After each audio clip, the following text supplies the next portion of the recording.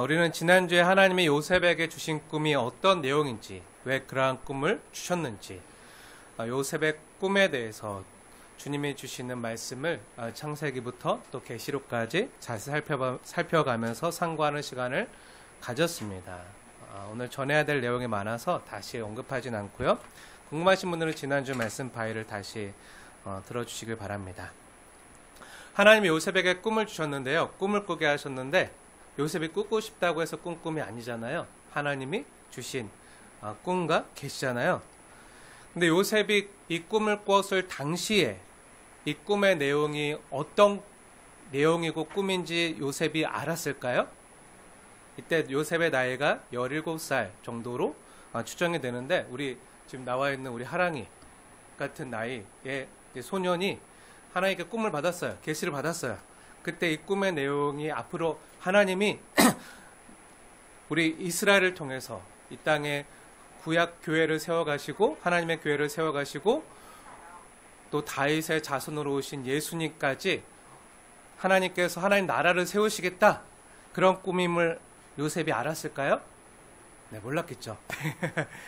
아직 어린 청소년기 요셉은요, 그 꿈의 내용이 뭔지 잘 몰랐어요.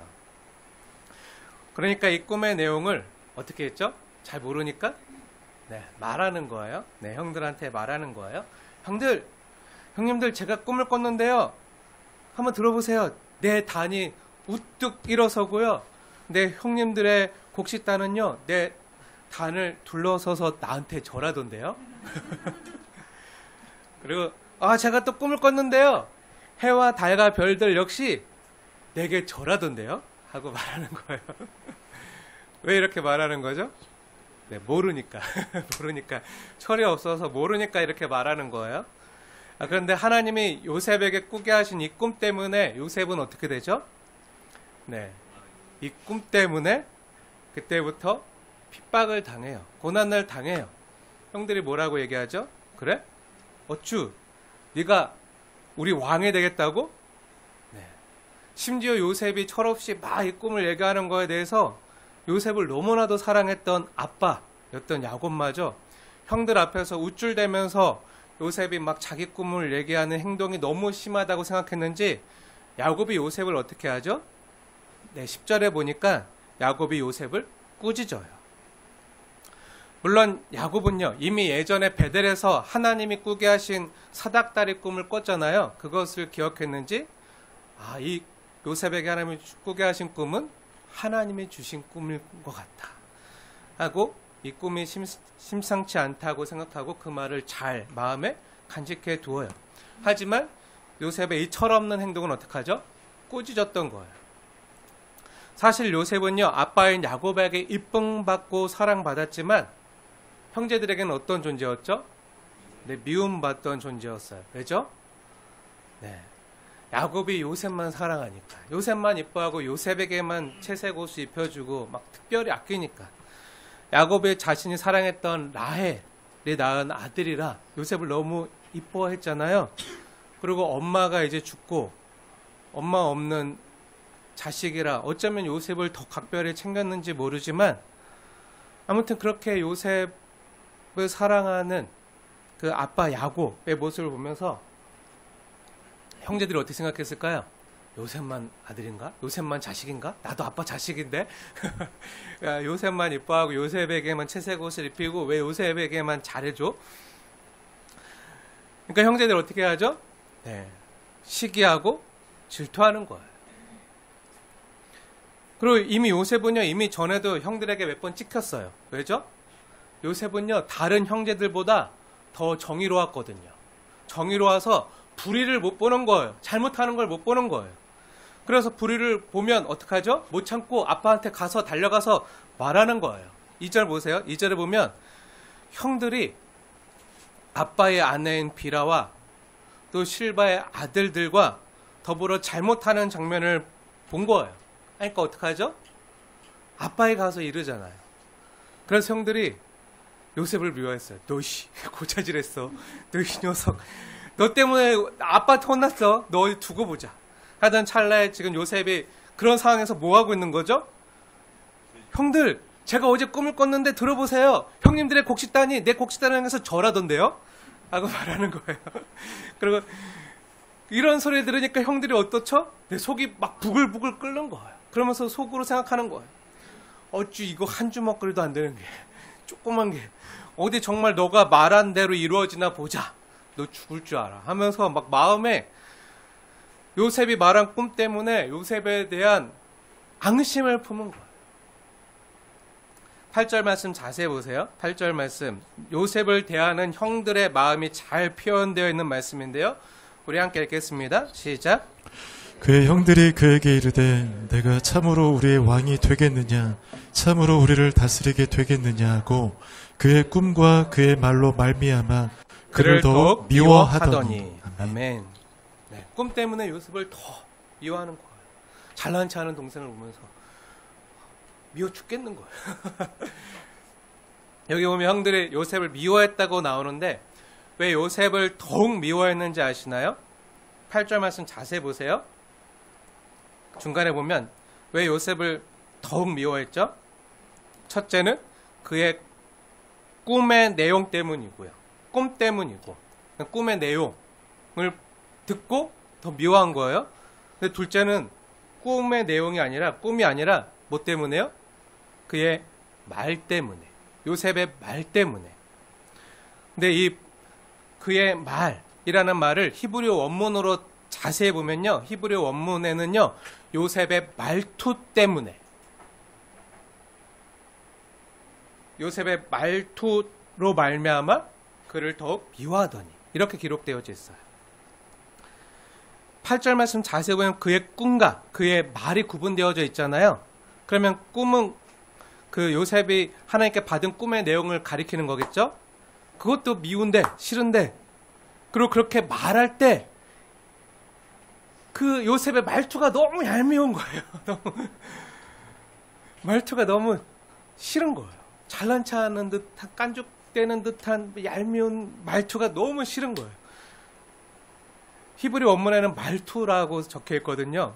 그러니까 뭐죠? 그 내용 때문만이 아니라, 그 꿈의 내용 때문이 아니라 요셉의 말투가요, 형들이 듣기에 싫었다는 거예요. 거슬렸다는 거예요. 그래서 더욱 미워했다는 거예요. 사랑하는 여러분, 우리가 때로 말의 내용이 아니라 말투 때문에 기분이 상하고 마음이 상할 때가 있어요. 그쵸? 말의 내용은 아무 문제 없어요. 그 말의 내용은 너무 좋아요. 나를 위해서 하는 말인지도 알아요. 근데 그 말을 하는 사람이 어떤 말투로, 어떤 높낮이로, 어떤 빠르기로 하느냐 때문에 때론 오해도 많이 사요. 또 그 말투 때문에 기분도 상하고 그래요. 우리가 살다 보면 만나는 분들 중에 어떤 분들은요, 정말 좋은 마음으로 또 좋은 의도로 나를 위해서 그런 말씀을 하시는지는 너무 잘 알겠는데, 왠지 나를 위해서 해주는 말인데 왠지 들을 때마다 막 화가 막 화가 나. 막 화를 북돋는 말투를 가진 사람이 있어요. 같은 말을 해도 좀 배려하고 겸손하게 낮은 목소리로 또 나긋나긋 말하면 내가 더 잘 알아듣고 잘 받아들이겠는데, 아니 왜 같은 말해도 왜 그렇게 말해? 막 하면서 막 말투가 왜 그래? 하는 사람들이 있어요. 근데 그 사람은요, 정작 그렇게 말하는 본인은 몰라요. 네, 정작 그 본인은 몰라요. 왜죠? 나는 옳고 내가 하는 말도 좋은 의도로 저 사람을 위해서 말한다고 생각하기 때문이죠. 근데 내가 옳아, 내 말이 맞아 하고 생각하는 순간, 난 저 사람을 위해서 내가 좋은 의도로 말해주는 거야 이렇게 생각하는 순간, 왠지 모르게 내 말투도 어떻게 되죠? 미묘하게 변하는 걸 보게 돼요. 요셉이 정의로웠다 그랬잖아요. 그 형들이 잘못하는 거 보면 아빠한테 가서 얘기했다 그랬잖아요. 네, 그러면서 형들, 아빠가 그렇게 하지 말래. 네. 엄마가 이거 하라 그랬어. 아빠가 이거 하라 그랬어. 하면 그 듣는 형제들은 어떻죠? 아, 얄미워. 저희 누나가 저한테 항상 그랬어요. 제가 옛날 어머니가 이거 청소해놓고 이거 뭐 해놓고 하라 그러면 나한테 얘기한 건데도 제가 누나한테 엄마, 누나가 이거 하래! 하면서, 네, 그래갖고 저희 누나가 저를 엄청 얄미워했던 네, 그 기억이 있다고 저한테 얘기해 주는데, 제 말이 잘못된 건 아니잖아요. 엄마가 얘기한 거 그대로 얘기한 거잖아요. 근데 뭐가요? 말투가 싫은 거예요. 말투가 싫은 거예요. 요셉도 그래서 형제들에게 굉장히 미움을 당했어요. 근데 만약에 요셉이 이 상태로 애굽의 국무총리가 되었다고 생각해 보세요. 정의롭고, 네, 나는 옳고 내 말은 맞고 이게 법이고 원칙이야. 이런 상태로 가장 큰 나라의 강대국의 국무총리가 되었다고 생각해 보세요. 그럼 내 말은 옳고 내 말이 맞아 하면서 다 내 말대로 해. 내 말이 곧 법이야. 그래서 모든 것을 법과 원칙대로 나라를 다스렸다면 어떻게 되었겠습니까? 네, 그렇게 남을 배려할 줄 모르고 섬길 줄도 모르고 들을 줄도 모르고 사랑할 줄도 모르고 내가 옳다. 내가 법이다. 다 내 말 들어야 돼. 다 너희들을 위해서 하는 말이야. 하고 자기 권력에 주어진 그 높은 자리에서 앉게 되면 어떻게 되죠? 자기 의로 다 재단해서 다 쓸어버리는 거예요. 하나님이 요셉을 국무총리가 되게 하시려는 거는요, 많은 사람들의 생명을 구원하고 살리기 위한 것이지 죽이려는 게 아니었잖아요. 근데 아직 어리고 미성숙한 이 요셉의 모습은요, 하나님이 당장 쓰실 수 없으셨던 거예요. 그래서 어떻게 하시죠? 하나님의 꿈에 걸맞는 사람으로 이제 하나님이 다듬어 가시고 훈련시켜 주시는 거예요. 사랑하는 여러분, 한번 생각해 보세요. 그럼 오늘 이 창세기 37장 본문이 우리에게 주시는 메시지가 뭐죠? 자녀를 야곱처럼 차별하지 말라. 또는 다른 사람을 배려해서 말을 이쁘게 해라. 아니면 꿈을 공개적으로 말하고 선포하면, 그리고 노력하면 이루어진다. Dream come true. 이런 건가요? 이렇게 말씀하시는 분들도 많이 있지만요, 그건 일부분이고요. 사실 다 아니죠. 창세기 37장에 나타난 하나님의 뜻과 의도는요, 지난주에 말했기 때문에 자세히 말씀드리지 않겠습니다. 하지만 창세기 37장에 나타난 하나님의 꿈, 요셉에게 주신 꿈에 나타난 하나님의 뜻과 의도는요, 하나님의 주권과 섭리가 어떻게 이 땅 가운데 이루어지는지 보라는 거예요. 하나님의 말씀이 어떻게 우리에게 응하고 이 땅에서 이루어지는지 보라는 거예요. 그 말씀에 응하기까지 하나님이 우리를 어떻게 훈련시키시고 인도해 가시는지, 그리고 함께 하시면서 그 일을 하나님이 이루어 가시는지를 보라는 거예요. 그럼 하나님의 훈련이 어떻게 나타나죠? 요셉에게는 어떻게 나타났죠? 네, 가장 가까운 집 안에서부터 나타나요. 형제들에게서 나타나요. 그래서 어떻게 되죠? 형들이 요셉을 시기하고 미워해요. 11절, 형제들이 요셉을 시기하대. 그래서 어떤 일이 있었죠? 네, 그 밑에 내용을 보면요, 13절에 보면 하루는 아빠 이스라엘이요. 이스라엘, 야곱이죠. 이스라엘이 요셉에게 심부름을 시켜요. 형들이 세겜에 가서 양을 치고 있는데, 세겜이 어떤 곳이죠? 옛날에 그 형들이 세겜에 들어가서 몰살시켰던 그 동네잖아요. 그러니까 아빠가 걱정되는 거예요. 야곱이 지금 형들이 세겜에 가서 양들을 치고 있는데, 예전에 그 야곱의 아들들이 그 디나 사건으로 인해서 대학살극을 벌였던 장소잖아요. 그래서 혹시라도 앙심을 품은 사람들에게 해코지라도 당할까 싶어서 아들들이 걱정해서 요셉에게 형들이 안전하게 잘 있는지 보고 오라고, 그렇게 보고 와서 나에게 알려달라고 그 야곱이 요셉에게 말했을지도 모르겠어요. 아니면 멀리 가서 일하고 있는 형들에게 새참이나 도시락을 가져다 주라고 요셉을 보내고 있는지도 모르겠어요. 아무튼 그렇게 요셉이 아빠의 심부름으로 어떻게 하죠? 형들에게 가잖아요. 양치던 형들에게 가잖아요. 그때 어떤 일이 있었죠? 네, 우리가 아까 함께 읽었던 본문 말씀인데요. 19절과 20절 말씀 보세요. 우리 2절 말씀 함께 읽겠습니다. 시작. 서로 이르되 꿈꾸는 자가 오는도다. 자, 그를 죽여 한 구덩이에 던지고 우리가 말하기를 악한 짐승이 그를 잡아먹었다 하자. 그의 꿈이 어떻게 되는지를 우리가 볼 것이니라 하는지라. 아멘. 네, 형들이 요셉을 바라보면서 뭐라고 말하죠? 요셉이 저기서 도시락 들고 오는 모습을 보고 형들 보면서 형님들 막 하면서 오는 걸 보고 뭐라고 해야죠? 야, 저기 온다. 저기 꿈꾸는 자가 온다. 막 그러면서 그래서 어떻게 하죠? 죽여버리자. 죽여서 구덩이에 던지고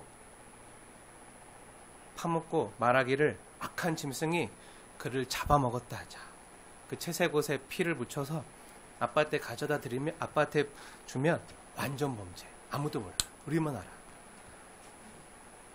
그러면 그가 우리에게 얘기했던 꿈이 어떻게 되지? 망하는 거잖아. 안 이루어지는 거잖아. 그의 꿈이 어떻게 되는지 우리가 한번 보자. 하면서 동생을요, 죽일 작정을 하는 거예요. 근데 이때 형들 역시 몰랐겠죠. 형들이 요셉을 시기하고 미워해서 요셉을 죽이려고 함으로써 결국 하나님의 뜻과 계획에 반역하고 하나님을 거스르게 되었다는 것을 그 형들은 전혀 몰랐겠죠. 그냥 동생이 얄밉고 죽이도록 미웠던 거예요. 하지만 하나님의 뜻은요, 하나님의 뜻과 계획은요, 사람에 의해서 어그러지지 않아요. 오히려 그 사람의 악한 계획을 넘어서고 초월하셔서 선을 이루어 가시는 분이 하나님이세요. 사랑하는 여러분, 근데 형들의 모습을 보세요. 동생을 죽이려고 지금 모의하고 있는, 꾀하고 있는 형들의 모습을 보세요. 어떻게 이렇게 악할 수가 있죠? 악한 정도가 아니죠. 정말 잔인하고 사악한 모습이잖아요. 아무리 동생 요셉이 하는 짓이 믿고 정말 그를 시기했다기로서니 동생에게 집단 린치를 가하고 옷을 벗기고 구덩이에 던지고 죽이려고 해서는 안 되잖아요. 그것도 하나님을 믿는다고 고백하는 믿음의 가정에서 그래서는 안 되잖아요. 다시 한번 이스라엘 아들들의 모습을요, 요셉의 형들의 모습을요, 성경을 통해서 다시 한번 되돌아볼게요. 근데 놀라운 게 뭔지 아십니까? 이런 자들에게 하나님이 이스라엘 나라, 하나님의 나라를 맡기셨어요. 근데 원래 어떤 모습이었는지 볼게요. 야곱의 아들들이 성경 전반에 등장하는 모습이 언제죠? 언제 등장하죠? 네. 그 야곱이 세겜에 머물러 있을 때, 야곱의 딸 디나가 세겜에 놀러 나갔다가 어떤 일을 당하죠? 끔찍한 성폭행을 당하잖아요. 그때 세겜과 그 추장이 자기들이 책임지겠다고 결혼시켜달라고 찾아왔을 때 어떻게 하죠? 네. 하나님의 말씀을 이용해서 사기치고 복수하잖아요. 하나님의 말씀을 이용하잖아요. 하나님을 수단으로 삼잖아요. 그것도 어떻게 복수하죠? 네. 단순히 여동생을 욕보인 추장의 아들에게만 복수한 것도 아니고요. 어떻게 하죠? 네, 그 세겜 지방에 있던 모든 사람들, 전혀 반항할 수 없는 그 무력했던, 다 씨름하며 누워있던 그 사람들, 그 세겜의 모든 남자들의 목을 칼로 그어서 죽이잖아요. 한두 명도 아니고 그 지역의 모든 남자들을 잔인하게 학살하잖아요. 그것도 그 사람들이 어떤 사람들이죠? 세겜의 사람들이 어떤 사람이죠?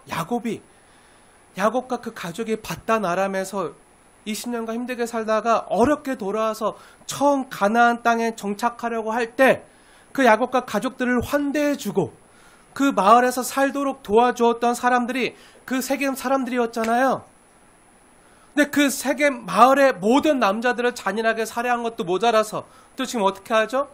네, 그들의 재산과 가축을 다 빼앗고 도둑질하고 강도질하고 그것으로 모자라서 세겜의 여인들과 아이들까지 노략질하잖아요.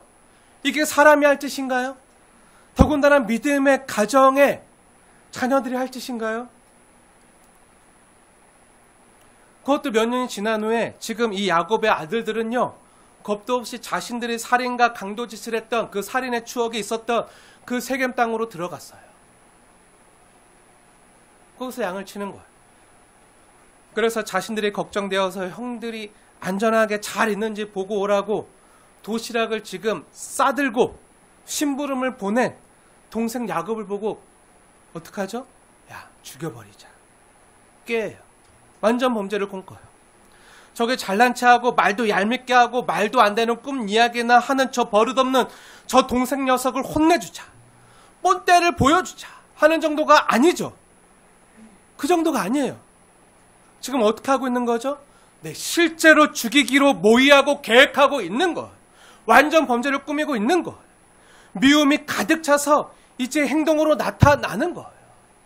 예수님께서 산상수훈에 형제를 미워하지 말라, 나가라 하지 말라 하잖아요. 곧 미워하는 건 살인하는 거예요.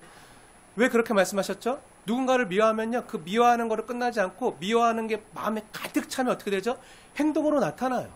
그 미워하는 게 가득 차고 행동으로 나타나면, 폭력적인 방법으로 나타나면요, 끝내 그 격해지면요, 죽이고 싶은 거예요. 그래서 살인으로 연결되는 거예요.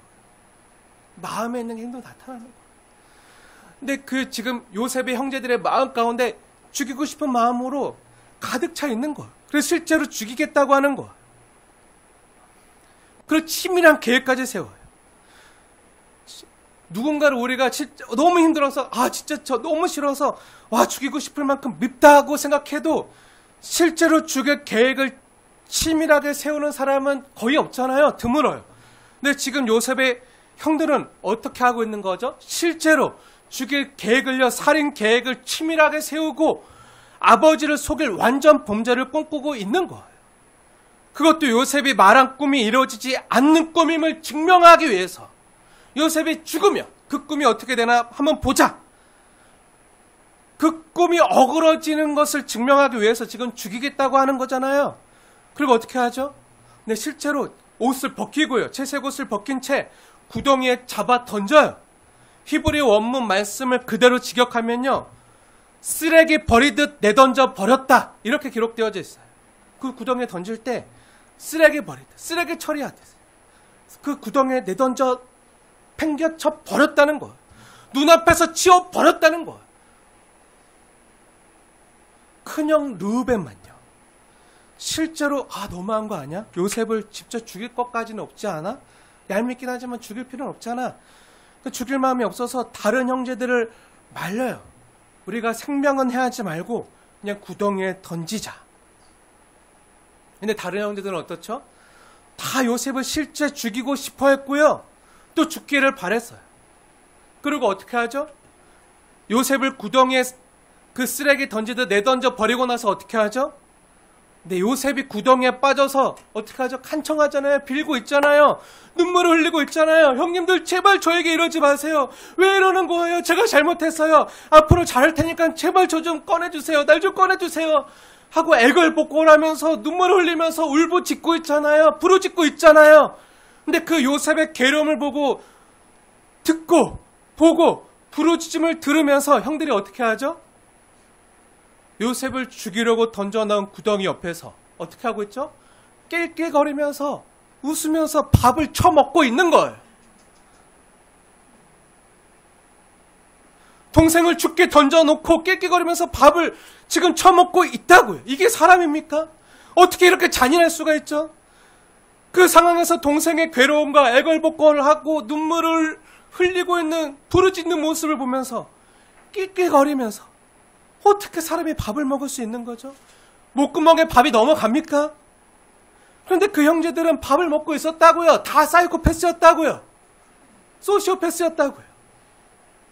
그것도 요셉이요, 형들을 위해서 싸왔을 그 밥을 먹으면서 낄낄거리고 있는 거예요. 그래서 나중에 뭐라고 고백하죠? 성경에 뭐라고 기록되어 있죠? 창세기 42장 21절 말씀 한번 보세요. 창세기 42장 21절. 이 말씀은요, 나중에 요셉의 형들이요, 당시 요셉이 구덩이에 빠져서 애걸복걸할 때를 회상하면서 자기들끼리 한 말인데요. 한번 보세요. 당시 그 상황이 어떤 상황이었는지 그 요셉의 형들의 말을 통해서 한번 보세요. 창세기 42장 21절 말씀 함께 읽겠습니다. 시작. 그들이 서로 말하되 우리가 아우의 일로 말미암아 범죄하였도다. 그가 우리에게 애걸할 때 그 마음의 괴로움을 보고도 듣지 아니하였으므로 이 괴로움이 우리에게 임하였다. 그들이 다 그걸 기억하고 있다는 거잖아요. 봤다는 거잖아요. 요셉이 애걸할 때 그 마음의 괴로움을 보고 듣고 하면서 다 그것을 무시하면서 옆에서 밥을 낄낄거리면서 처먹고 있었다는 거 아니에요? 사랑하는 여러분, 사람이 어떻게 이렇게 무정하고 잔인해질 수 있는 거죠? 정말 섬뜩할 정도죠. 거기서 그치나요? 아니죠. 다 창세기 37장으로 와보세요. 37장. 오늘 본문 말씀 25절 보니까 그렇게 낄낄거리면서 밥을 먹던 중에 눈을 들어보니까 이스마엘 사람들이 지나가는 걸 보게 돼요. 이렇게 보고 어떻게 하죠? 동생을 돈 받고 노예로 팔아먹잖아요. 그러면서 하는 말이 뭐죠? 27절 말씀 보세요. 27절. 뭐라고 하죠? 자, 그를 이스마엘 사람들에게 팔고 그에게 우리 손을 대지 말자. 그는 우리의 동생이요 우리의 혈육이니라 하매 그 형제들이 청종하였더라. 울부짖고 애걸 못 가를 때 낄거리면서 밥 잘 먹고 있다가 지나가니까 아, 돈 벌 기회다 하면서 뭐라고 하죠? 아, 요셉은 우리 동생이잖아. 우리 혈육이잖아. 어떻게 우리 혈육과 우리 동생한테 그럴 수가 있겠어? 하면서 어떻게 하는 거죠? 팔아먹자고 하는 거예요. 죽이지 말고 팔아먹자는 거예요. 이런 위선이 어디 있어요? 혈육이라고 말하면서 조금 전 죽이려고 했잖아요. 그러면서 그를 죽이지 말자. 우리 혈육이니까, 우리 동생이니까 노예로 팔아먹자고 하는 것이 고작 은 20세겔 받고 돈 받고 혈육을 팔아먹자는 것이 동생에게 베풀 자비인가요? 물론 형제들 중에 유다가 요셉을 살리기 위한 기지로 이렇게 말한 것일 수도 있지만 그래도 어떻게 한 거죠? 네, 혈육을 동생을 돈 받고 팔아 넘긴 거죠. 그 뒤에 동생의 사정을 신경 쓰지 않는 거야. 나만 배부르면 돼. 이스마엘 사람들에게 돈 받고 팔 때요, 요셉은 어디로 끌려가는지도 모른 채 앞으로 어떤 상황을 당할지도 모른 채 끌려갈 때 요셉 형들을 바라봤겠죠. 형들을 바라보면서 울부짖었겠죠. 부르짖었겠죠. 형님들 제발 이러지 마세요. 한 번만 살려주세요. 제가 앞으로 잘하겠습니다. 말투도 고칠게 하면서 애걸복걸했겠죠. 그 17살 된 소년이 얼마나 울면서 형들에게 애원했겠습니까? 네 형들이 어떻게 하죠? 동생을요, 그 혈육을요, 돈벌이 수단으로밖에 안 보는 거예요. 이용해 먹을 대상으로밖에 여기지 않는 거예요. 자기 수단으로. 돈 받고 팔아 넘기는 거예요. 뭐죠? 인신매매를 하는 거예요. 정말 파렴치한 짓이죠. 정말 피도 눈물도 없는 파렴치한 짓을 혈육에게, 동생에게, 형제에게 하는 거예요. 정말 용서받으면 안 되는 사람들이죠. 그런데 충격적인 아이러니가 뭔지 아십니까? 이에 대한 성경의 증언이 뭔지 아십니까? 우선 요셉이 고백하고 있는 창세기 내용을 먼저 볼게요. 창세기 안에서 어떻게 이 내용을 얘기하고 있는지 창세기 45장 7절과 8절 말씀을 한번 보세요. 우리가 지난주에도 봤지만 창세기 45장 7절과 8절은요, 이 장면은요, 나중에 요셉이 형님들을 만났을 때, 형들을 만났을 때 그 형들에게 고백한 내용인데요. 한번 자세히 보세요. 7절과 8절 두 절 말씀 함께 읽겠습니다. 시작. 하나님이 큰 구원으로 당신들의 생명을 보존하고 당신들의 후손을 세상에 두시려고 나를 당신들보다 먼저 보내셨나니 그런즉 나를 이리로 보낸 이는 당신들이 아니요 하나님이시라. 하나님이 나를 바로에게 아버지로 삼으시고 그 온 집의 주로 삼으시며 애굽 온 땅의 통치자로 삼으셨나니. 뭐라고 얘기하죠? 뭐라고 요셉이 형들에게 고백하고 있죠? 네, 나를 이리로 보낸 것은 형님들이 아니요, 나를 팔아먹은 게 형님들이 아니고 어떻게 해요? 하나님이 나를 먼저 보냈다고요. 왜요? 왜 보냈다고요? 6절에 보면 이 흉년 가운데서 하나님이 큰 구원으로 당신들의 생명을 보존하고 당신들의 후손을 세상에 두시려고 나를 먼저 애굽으로 보냈다는 거예요. 그리고 11절에 보면 그리고 아직 흉년이 5해나 더 남아있으니 흉년이 2년 만에 먹을 것이 없어 죽게 생겼잖아요. 다 죽게 생겼잖아요. 근데 아직 5해나 더 남아있으니 거기 있다가는 힘든 일을 당하니까 지금 애굽으로 다 이사 오십시오.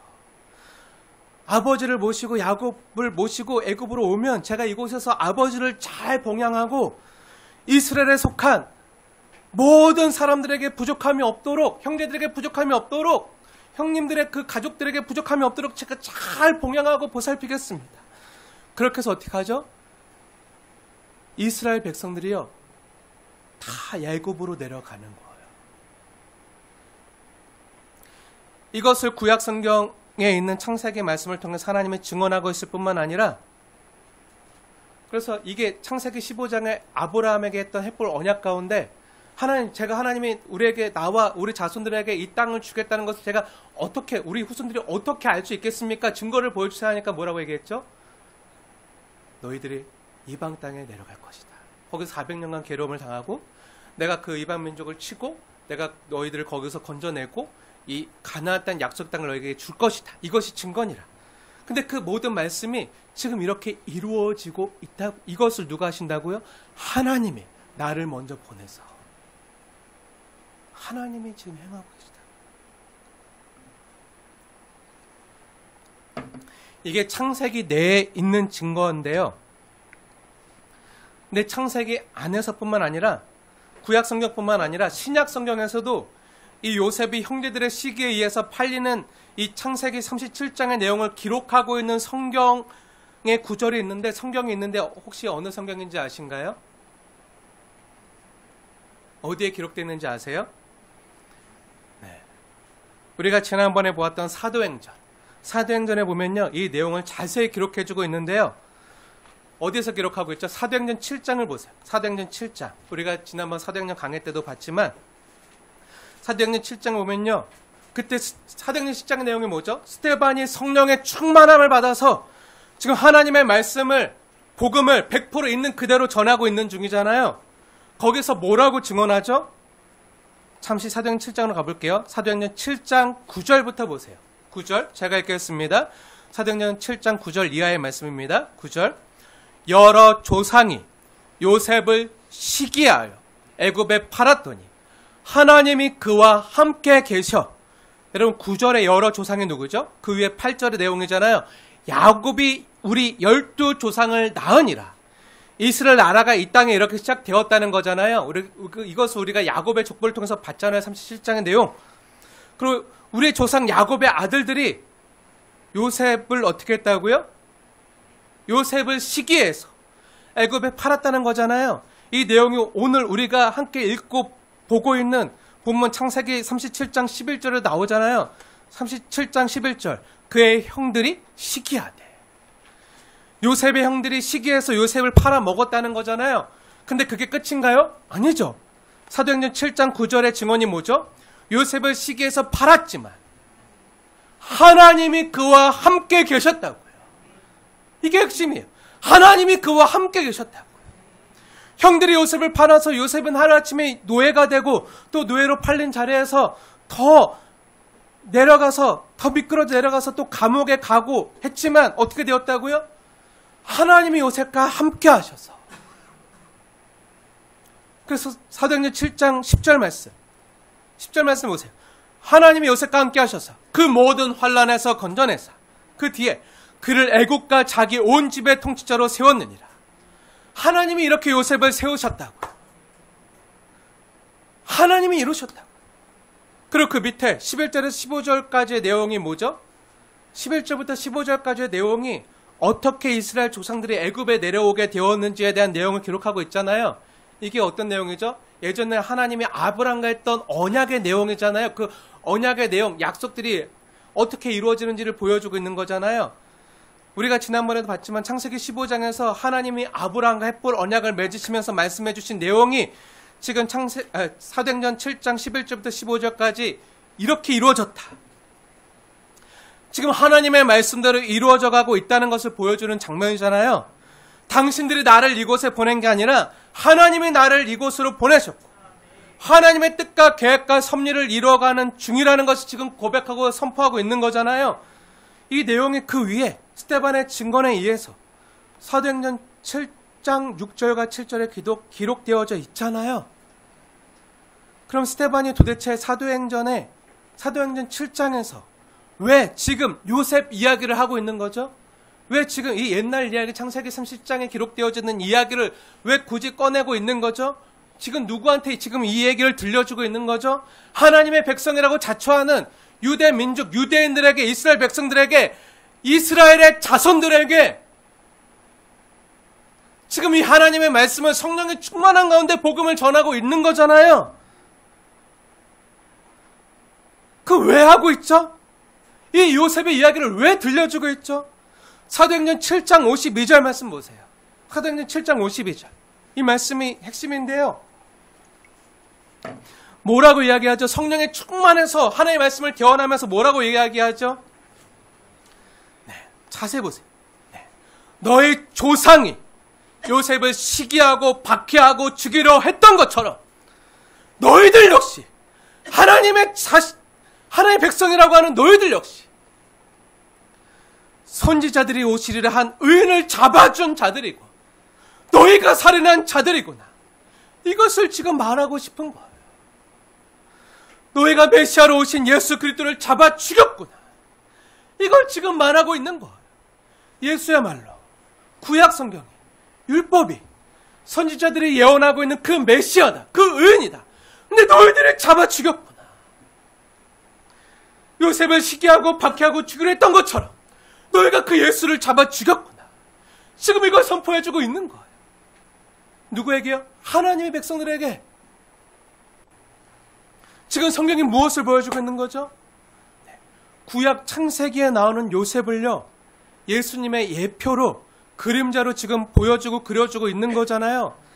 바로 요셉이요, 예수님의 모형론적인 구약의 인물 중에 한 사람으로 보고 지금 성령 충만해서 그렇게 해석해서 설교하고 있는 거잖아요. 지금 스데반이 성령에 충만해서 전하고 있는 하나님의 말씀이잖아요. 그리고 이것을 성경의 원저자 되신 성령 하나님께서 지금 기록해서 이것을 우리에게 보여주고 들려주고 계시잖아요. 지금 우리가 하나님 말씀을 함께 듣고 보고 있잖아요. 그럼 하나님께서 구약 창세기와 창세기 37장과 또 사도행전 7장에 나오는 요셉 이야기를 통해서 지금 우리에게 무엇을 말씀하고 있는 거죠? 뭘 말하고 있는 거죠?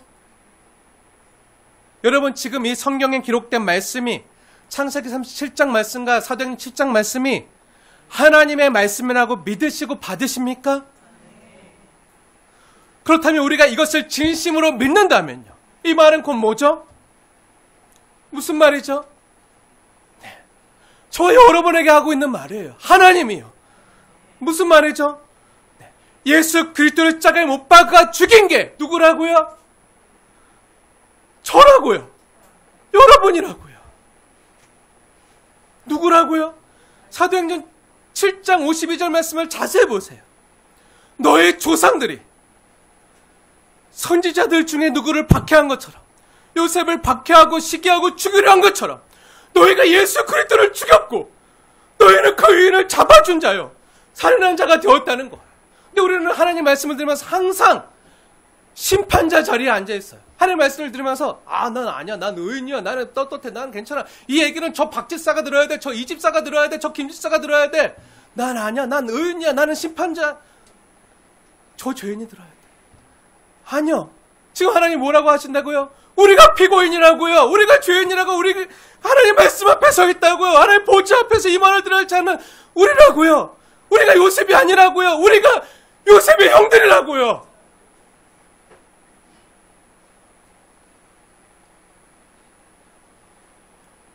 지금 하나님 말씀이 오라고 하는 거죠. 너희가 야곱의 아들들 같다는 거예요. 너희가 야곱들이라는 거예요. 요셉을 잡아준 그 잔인무도한 무정한 사람 같지도 않았던 그 요셉의 형들이 누구라고요? 저 여러분이라고요. 누가요? 제가요. 그리고 여러분이요. 우리 한 사람 한 사람이요. 그런 죄인이라고요. 근데 여러분 중에 이렇게 말할 분도 계시겠죠. 아니요, 목사님, 제가 예수님 안 죽였는데요. 저는 야곱의 아들들이 아닌데요. 할 분 혹시 계신가요? 없죠? 있나요? 저도 그렇게 말 못해요. 제가 여러분보다 그래도 죄를 덜 지을 환경 가운데 있잖아요. 제가 하는 일이 뭐죠? 늘 말씀과 기도로 또 신방하면서 늘 은혜 안에서 머물러 있으려고 제 삶과 시스템을 이렇게 해놓고 말씀대로 살려고 애쓰는데 상대적으로 죄를 덜 지은 상황에서도 저는 죄인인 걸 알아요. 제가 시기하고 제가 미워하고 잡아 죽이려 했던 죄인임을 제가 고백해요. 제 안에 요셉을 시기하고 죽이려 했던 것처럼 제 안에 형제를 미워하고 시기하는 마음이 있어요. 혈육이고 형제를 미워하고 용서하지 못하는 마음이 있어요. 저만 그런가요? 여러분은 안 그런가요? 사랑하는 여러분, 가면 쓰지 마세요. 아는 척하지 마세요. 하나님이 원하시는 건요, 있는 모습 그대로 나오는 걸 원해요. 상한 심령을 원해요. 나는 저 세리와 같지 않음을 감사하나이다. 이런 거 하나님 원치 않아요. 우리는 우리가 생각하는 것처럼 그렇게 괜찮은 사람들이 아니에요. 제가 자주 고백하는 것처럼요, 저와 여러분은요, 하나님 앞에서 국가대표급 죄인이에요. 보통 죄인이 아니에요. 죄인 중에 괴수고요. 어쩌면 죄로 치면요, 세계 챔피언급 죄인일지도 몰라요. 어떻게 알죠? 이 하나님의 말씀에 비춰보면 알아요. 이 거룩 하나님의 말씀에 비춰보면 알아요. 이 창세기 37장 말씀을 보면 알아요. 사도행전 7장 말씀을 보면 알아요. 이 말씀에 내 자신을 비춰보면 알아요. 남과 나를 비교하지 말고 거룩하고 어미로우신 하나님 말씀을 거울 삼아서 여러분 자신의 죄인됨을 비춰보세요. 우리 역시요, 다른 형제와 지체와 이웃이 구덩이에 빠져서 고통당하고 울부짖고 있는데 뭐 내일 아닌데 뭐 나만 아니면 되지 하면서 낄낄대면서 내 목구멍만 챙긴 적은 없나요? 그렇게 이기적인 우리 모습이 아닌가요? 우리는요, 우리가 생각하는 것보다 더 악한 죄인이고 더 악해요. 의도도 악하고요, 생각도 악하고요, 행동도 악해요.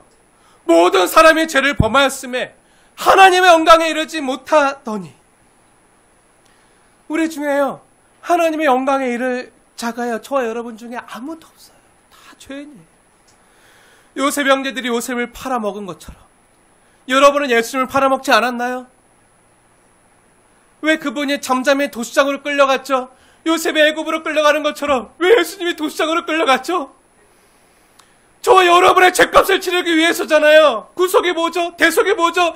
대신 값을 치르는 거잖아요. 누구 값을요? 제 죄값을요. 팔아먹었다고요. 내가 죄를 지음으로 예수님을 거룩하신 분을, 죄가 없는 분을, 흠 없는 분을 그 땅에 팔아먹었다고요. 도장에 팔아먹었다고요. 그가 찔리면 나의 허물 때문이고 그가 상하면 나의 죄악 때문이라. 그가 징계를 받음으로 내가 평안을 누리고 그가 채찍에 맞음으로 내가 나음을 받았도다. 이 말씀 믿으시나요? 전 믿어요. 제가 이 이사야 선지자의 구원의 말씀을 읽을 때요, 제가 방금 읽을 때 의도적으로 우리라고 하지 않고 나라고 했어요. 왜죠? 내가 죄인이니까요. 제가 죄인이니까요. 제가 예수를 팔아먹은 죄인이니까요. 요셉의 형제들이요, 요셉을 팔아넘겨 요셉으로 말미암아 하나님의 큰 구원을 이룬 것처럼 저 역시 제 죄값 때문에 예수를 하나님의 어린 양으로 살해한 죄인이에요. 팔아먹은 죄인이에요. 근데 예수님이, 하나님이 내 대신 그 예수를 죄로 삼으사 하나님의 어린 양으로 삼으사 피를 흘리시고 죽으심으로 구원을 행하셨어요. 큰 구원을 행하셨어요. 내가 한 게 아니라 하나님이 행하신 구원이, 그 구원으로 제가 죄 사함 받고 죄 용서함 받고 살 수 있었던 거예요. 예수님이 어떻게 끌려가셨죠? 어떻게 자신을 내어주셨죠? 하나님의 뜻이라. 우리가 한 거로 여기지 않아요. 저들이 하는 것을 알지 못하나이다. 저들을 용서해 주시옵소서. 하나님의 뜻이기에 창차 앞에 볼 영광을 해요. 지금의 십자가의 고통을요, 담당하시는 거예요.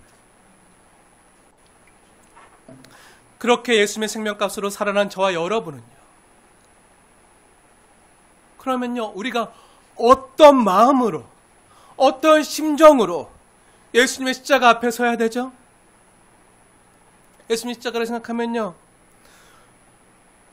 고개를 들 수 없어야 되죠. 너무 송구하고 죄송스러워야 되죠.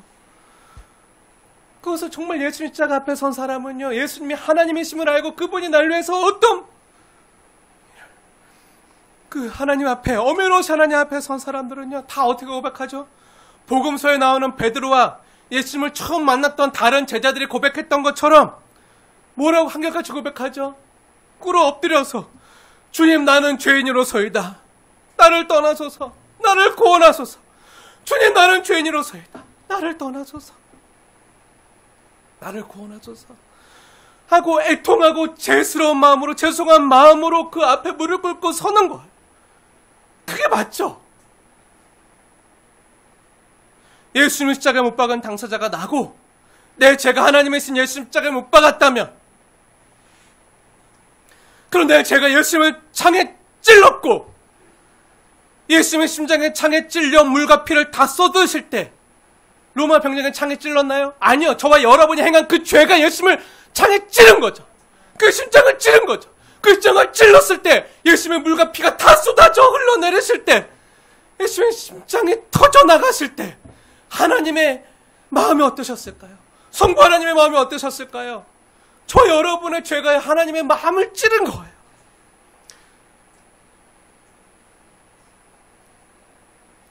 하나님 아버지의 마음을 아프게 한 장본인이요, 바로 나라고, 여러분이라. 빌라도가 아니라, 로마 병정들이 아니라 저와 여러분의 죄가 찔렀다. 그것을 바로 인식하고, 정말 그것을 정말 살 떨릴 정도로, 몸이 떨릴 정도로, 영혼이 떨릴 정도로 정말 그것을 믿고 받아들인다면요, 죄를 지을 수 있나요? 다시 죄를 범할 수 있나요? 예수님에 대한 죄송한 마음과 또 그 예수님을 십자가에 못 박게 한 그 죄에 대해서 우리가 어떻게 행해야 되죠? 어떻게 돼야 되죠? 그 죄를 미워하고 증오하는 마음이 우리 안에 있어야 되죠. 이게 진짜 회개죠. 다시는 하나님과 예수님을 마음 아프게 한 그 죄를 짓지 않겠다고, 나는 십자가에 못 박혔다고, 이제 그래서 죄와 피 흘리기까지 싸우겠다고 하는 마음이 우리 안에 있어야 되죠. 이게 진짜 회개예요. 단순히 눈물 찔끔 흘리고 죄 졌습니다, 후련하다, 다시 가서 죄 짓자 하면 안 되는 거예요. 뭐 어차피 또 회개하면 되는데 하고 하는 그런 게 뭐죠? 마치 이와 같아요. 요셉이 아까 45장에, 창세기 45장에 고백하잖아요. 형님들이 날 팔아먹고 나를 보낸 게 아니라 하나님이 나를 먼저 보내셨습니다. 하나님이 큰 구원을 행하시려고, 당신들의 생명뿐만 아니라 당신들의 후손들의 생명을 보존하시기 위해서, 이 놀라운 구원의 일을 행하시기 위해서 하나님이 나를 먼저 보내셨고 나를 이 애굽의 총리로 삼으셨습니다. 하나님 나를 세우셨습니다 했을 때, 은혜를 모르는 사람은요, 이 소리를, 은혜를 모르는 사람들은요, 뭐라고 얘기할 수 있죠? 요셉, 동생, 아우, 다 내 덕이야. 내가 너 그때 안 팔아먹었어 봐. 내가 너 구덩이 안 던졌어 봐. 내가 너 팔아먹었으니까 너 애굽에 와서 네가 총리 된 거야. 다 내 덕이야. 나한테 감사해. 너가 이렇게 높아지고 너가 잘 된 거 다 내 덕이니까, 내가 너 팔아먹어서 이렇게 된 거니까 나한테 잘해. 이렇게 말할 수 있나요? 이게 사람인가요? 그건 진짜 사람도 아니죠. 양심에 화인 맞은 자죠. 요셉 앞에서 요셉을 판 형제들은요, 요셉을 판 행동을 합리화하는 그 어떤 항변도 할 수 없는 것처럼요, 우리는 하나님 앞에서 죄인임을 인정하는 것 말고는요, 그 어떤 것도 할 수 없는 거예요.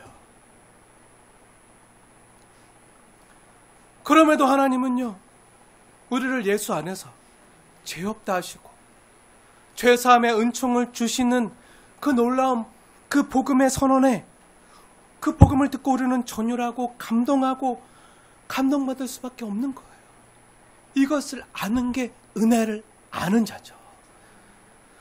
이것을 아는 게 우리가 받은 은혜가 얼마나 값진 건지, 우리가 원래 어떤 상태였는지, 우리가 어떤 상황에서 건진받고 은혜를 받았는지, 나는 이렇게 받을 만한 자가 아니다. 내가 받을 때가 우리의 형벌과 진노와 심판밖에 없는데 뭐라고? 나를 돌봐주겠다고? 나를 은혜 안에 살게 해주겠다고? 나뿐만 아니라 내 아버지와 내 가족들과 내 자녀들까지 다 돌봐주겠다고? 편안하게 해주겠다고? 난 이렇게 받을 만한 자격 없는데. 이것을 아는 게 그 요셉의 형제들이었잖아요. 형님들이었잖아요. 그 요셉의 형님들이 그 은혜를 고백했을 때, 하나님 어떻게 하시죠? 이스라엘을 회복하시고, 이스라엘 아들들의 그 모습을 회복하시고, 하나님 나라의 기틀이 되는 이스라엘의 12족장으로, 하나님 나라의 초석으로 그들을 삼으시잖아요. 그들이 죄가 없었나요? 죄인이었죠. 극악무독한 죄인이었죠. 근데 하나님 어떻게 하시죠? 그러한 죄인임에도 하나님이 사용하신다고요.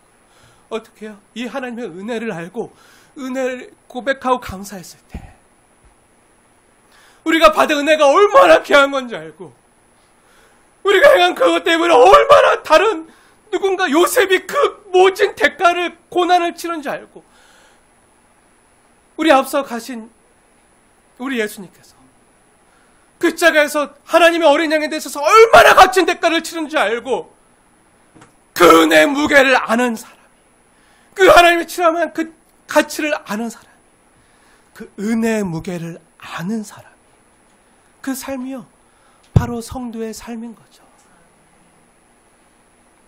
사랑하는 여러분, 복음을요 가볍게 대하지 마세요. 은혜를요 가볍게 대하지 마세요.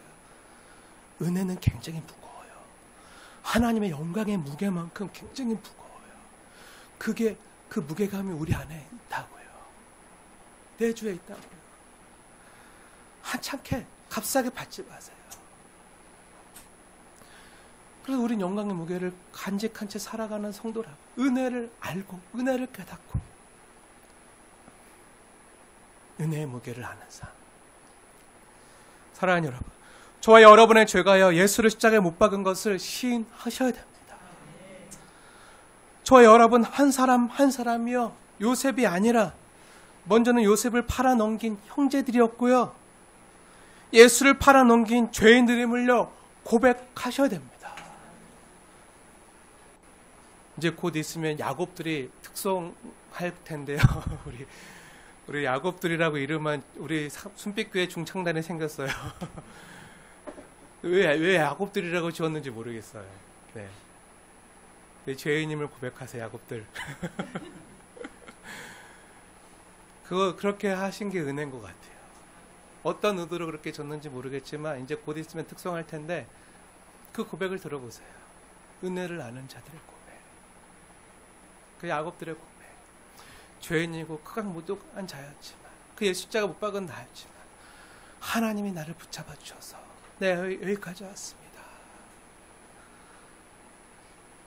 내 삶을 주께 드리오니 주님 인도해 주시옵소서.